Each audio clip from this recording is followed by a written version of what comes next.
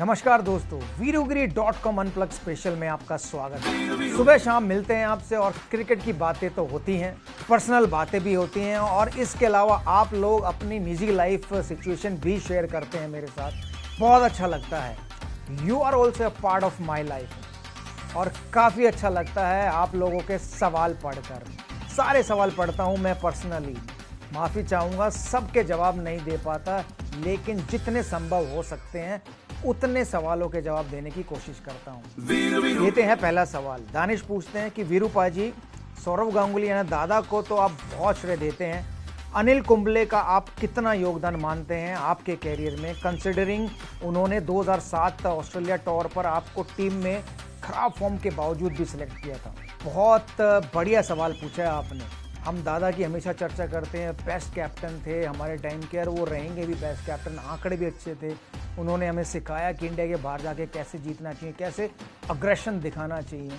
और जब दूसरे प्लेयर हमें स्लेज करते थे ऑस्ट्रेलिया, इंग्लैंड, साउथ अफ्रीका, तो हम लोग वापस नहीं देते थे। तो उन्होंने वो लड़ना सिखाया कि अपने हक के लिए लड़ो और वापस जवाब दो। लेकिन 2007-8 का जब ऑस्ट्रेलिया का दौरा था तो मैं टीम से ड्रॉप था और उस टूर से पहले 23 प्रोबेबल्स अनाउंस हुए थे जिसमें मेरा नाम नहीं था और मैं फर्स्ट क्लास क्रिकेट खेल रहा था उस समय दिल्ली के लिए और लगभग 6 मैच मैं खेल चुका था। 6 में से 10 या 12 पारियां आई थी मेरी। उन 10 या 12 पारियों में मैंने केवल 36 रन बनाए थे, जिसमें मेरा हाईएस्ट स्कोर 30 रन था हिमाचल प्रदेश के खिलाफ। तो आप समझ सकते हैं कि मैं कितनी बुरी फॉर्म से गुजर रहा था। लेकिन जब मैं महाराष्ट्र के खिलाफ मैच खेल रहा था नागातोरे में, तो अनिल कुंबले का मुझे फ़ोन आता है कि वीरू, हम लोग आपको ऑस्ट्रेलिया टूर के लिए पिक करेंगे और सिलेक्टर साहब से बात करेंगे। मैंने कहा ठीक है। तो उन्होंने एक और रिक्वेस्ट की कि आप ये मत कहना मीडिया में कि आप सरप्राइज़ हो। मैंने कहा नहीं भाई ठीक है।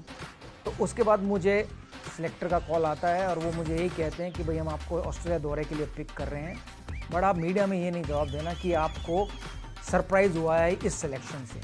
तो मैंने कहा ठीक है, लेकिन वीरेंद्र सहवाग तो वीरेंद्र सहवाग हैं।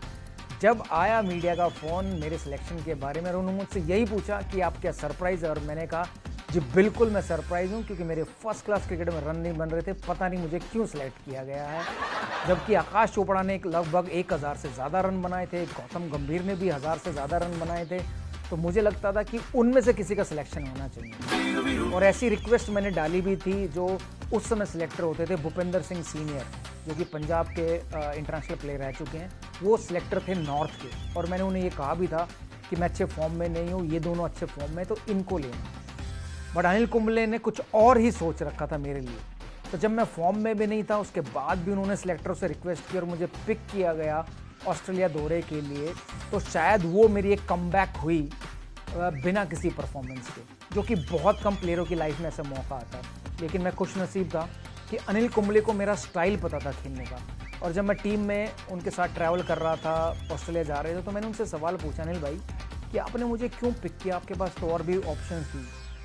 तो उन्होंने कहा वीरू, वसीम जाफर, दिनेश कार्तिक, आकाश चोपड़ा, राहुल द्रविड़, ये सब एक कैटेगरी के प्लेयर, वो 200 बॉलें खेलेंगे, 100 रन बनाएंगे, वो सब करेंगे, लेकिन मुझे एक ऐसा ओपनर चाहिए जो ऑस्ट्रेलिया में जाकर ऑस्ट्रेलिया को जवाब दे सके, उनकी तरह खेल सके, अग्रेसिव क्रिकेट खेल सके। तो मुझे थोड़ी तो खुशी हुई कि अनिल भाई मुझे कुछ अलग समझते हैं उनसे। तो शायद जब उन्होंने मुझे वहाँ लेके गए और पहले 2 मैच में मुझे खेलने का मौका नहीं मिला, और वो सिर्फ यही मैं उनके पीछे पड़ा रहा कि अनिल भाई मुझे खिलाइए, क्योंकि मेरा ख़राब टाइम चला गया, अब अच्छा ही टाइम आएगा।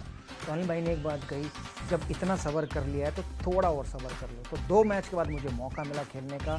मैं पर्थ में खेला, मैंने अच्छी शुरुआत की, रन मैंने ज़्यादा नहीं बनाए, केवल 20-30 दोनों पारियों में, और 2 विकेट लिए और हम लोग वो मैच जीत गए, लेकिन शुरुआत अच्छी थी।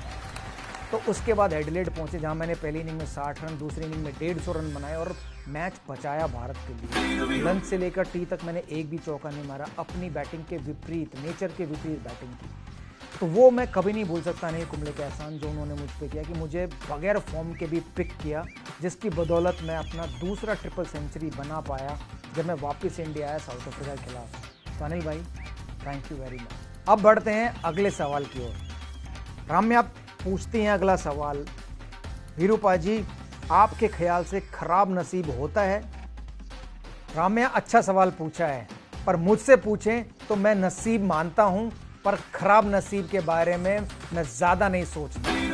खराब नसीब हाँ तो होता है जब आप सब्जी वाले के पास जाएं और आलू छांट कर खरीदें और कुछ आलू जानबूझकर निकाल दें ऐसे ही कि यार ये तो शायद खराब है, और शाम को आप जब समोसे खाने जाएं तो वही खराब आलू आपके समोसे में पड़ता हो। ऐसा हो तो नसीब खराब ही कह सकते हैं। होप कि आप समझ गए होगी कि मैं यहाँ क्या कहना चाह रहा हूँ। अगला सवाल लेते हैं। अगला सवाल अक्षता का है। भाजी, लोग सामने अच्छे बोलते हैं और पीठ पीछे बुरा कहते हैं, उनके लिए क्या कहोगे?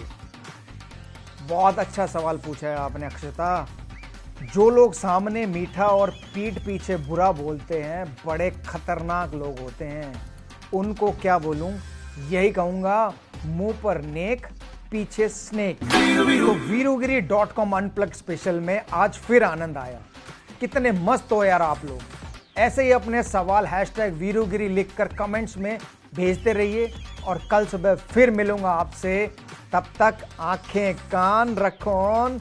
आ गया है वीरूगिरी.com, खिंचाई फुल ऑन।